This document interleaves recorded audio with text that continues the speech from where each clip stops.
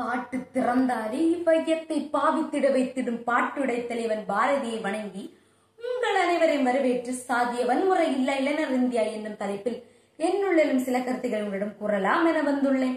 சாம்பல் நிறத்தில் ஒரு குட்டி, சாந்தி நிறத்தில் ஒரு குட்டி, வெண்மை பாலின் நிறத்தில் ஒரு குட்டி, பாம்பின் நிறத்தில் ஒரு குட்டி, இவை என் நிறமாக இருந்தாலும் இவை யாவும் ஒரு தரமன்றோ. சாதிகள் இல்லையடி பாப்பா, தாழ்ச்சி கொள்ளலாகாது பாப்பா என்று பாரதியார் அன்றே குறிப்பிடுகிறார். இன்றைய இளைஞர்களுக்கு சாதிக்கும் உணர்வு அதிகமாக இருந்தாலும் சாதிய உணர்வுகளே அதிகமாக இருக்கின்றது. இது எங்கிருந்து வருகிறது என்றால் பெற்றோரிடம் இருந்தால். இதற்கு எடுத்துக்காட்டாக திருநெல்வேலி சம்பவம் குறிப்பிடுகிறது. ஒன்றுபட்ட தேசியத்தை பிளவுபட்ட தேசியமாக மாற்றியதுதான் இன்றைய இளைஞர் சமுதாயத்தில் ஏற்பட்ட சாதிய வன்முறைகள்.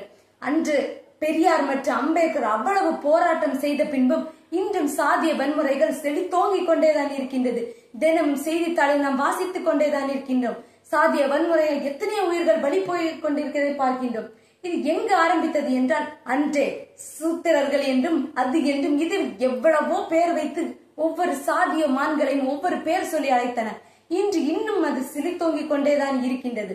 சமீபத்தில் சேலம் மாவட்டத்தில் ஒரு சிறுவன் சாமி கும்பிட போன பின்பும் அவனை சாமி கும்பிட அனுமதிக்காமல் அவர்களை தடுத்ததுதான். அதுவும் சாதிய வன்முறைதான். இது தீண்டாமை என்று உங்கள் அனைவருக்குமே தெரியும்.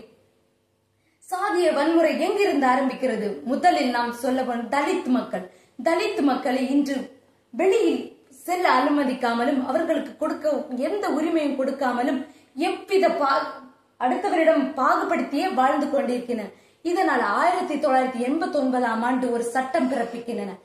SC/ST prevention of atrocity act 1989ஆம் ஆண்டு பிறப்பிக்கின்றன. ஆனால் இதற்கு முன்பாகவே 1955ஆம் ஆண்டு தீண்டாமைக்கு எதிராக ஒரு சட்டம் பிறப்பிக்கப்பட்டது. ஆனால் அதற்கு பின்புதான் 1989 இந்த சட்டம் பிறப்பிக்கப்பட்டது. ஆனால் இது நடைமுறைப்படுத்தவில்லை. 1995ஆம் ஆண்டுதான் இது நடைமுறைப்படுத்தப்பட்டது. தீண்டாமை என்னவென்று நீங்கள் நினைக்கிறீர்கள்? ஒருவரை சாதின் பெயரால் சொல்லி திட்டுவது, அவர்களை அடிப்பது, பொது பாதை பயன்படுத்த விடாமல் தடுப்பது என்று பல்வேறு 20க்கும் மேற்பட்ட பல விஷயங்கள் இருக்கின்றன. இன்றைய தலித் மக்களுக்கு எத்தனை உரிமைகள் இருக்கின்றன சிந்தித்து பார்த்திருக்கிறீர்களா இளைஞர்களே? தலித் மக்களை உரிமை கொடுக்காமல் நாம் எத்தனையோ விஷயங்கள் செய்திருக்கின்றோம். அவர்களை தீண்டாமைக்கு தலித் மக்களுக்கு தீண்டாமை செய்யும் எவருக்கும் தண்டனை உண்டு என்று நமக்கு அனைவருக்கும் தெரியும். ஆனால் அதே தலித் மக்களுக்கு எத்தனை உரிமைகள் இருக்கிறது என்று நாம் சிந்தித்து பார்த்திருக்கின்றோமா? சிந்தியுங்கள் இளைஞர்களே, அவர்களுக்கு எத்தனை உரிமைகள் இருக்கிறது, என்னென்ன உரிமைகள் இருக்கிறது. இல்லாத உரிமைகளை அவர்களுக்கு கொடுப்பதுதான் நமது இளைஞர்களுடைய சமுதாயத்தின் உண்மையான லட்சியமே. மேலும் இன்று பார்க்கின்ற போது அன்று நம் இயேசு கிறிஸ்து ஒரு மிகப்பெரிய எடுத்துக்காட்டு.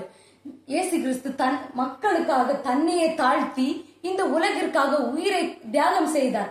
ஆனால் அன்று விவேகானந்தர் கூறினார், 100க்கு மேற்பட்ட இளைஞர்கள் என்னிடம் தாருங்கள், இந்த உலகத்தை மாற்றி காட்டுகிறேன் என்று. அதற்காக விவேகானந்தர் மீண்டும் பிறக்கவா முடியும்? பாரதியார் மீண்டும் பிறக்கவா முடியும்? அம்பேத்கர் மீண்டும் பிறக்கவா முடியும்? நம்முள் தான் ஒரு இளைஞன் ஒரு சமுதாயத்தை உருவாக்க வேண்டும். என்றுமே ஒரு இளைஞன் நினைத்தால் எல்லாமே சாதிக்க முடியும். இதற்கு தீர்வு நீங்கள் என்னவென்று நினைக்கிறீர்கள்? அனைவரும் கூறுகையில் என்ன தீர்வு கூறுவார்கள் என்று தெரியுமா? அனைவரையும் கல்வி அளியுங்கள், அனைவருக்கும் கல்வி வாய்ப்பு கொடுங்கள், அவர்கள் மண்ணிலிருந்து எந்தவித பிரச்சனைகளும் தீர்த்து விடுகின்றனர் என்று கூறுகின்றனர். இதனால் இதற்கு ஒரே ஒரு தீர்வு என்னவென்றால் மாற்றம் மட்டுமே. ஒவ்வொரு தனி மனிதன் மாறவில்லை என்றால் ஒன்றுமே மாறாது. அதனால் மாற்றத்தை நோக்கி நாம் பயணித்திட வேண்டும் என்று கூறி முடிக்கிறேன். நன்றி, வணக்கம்.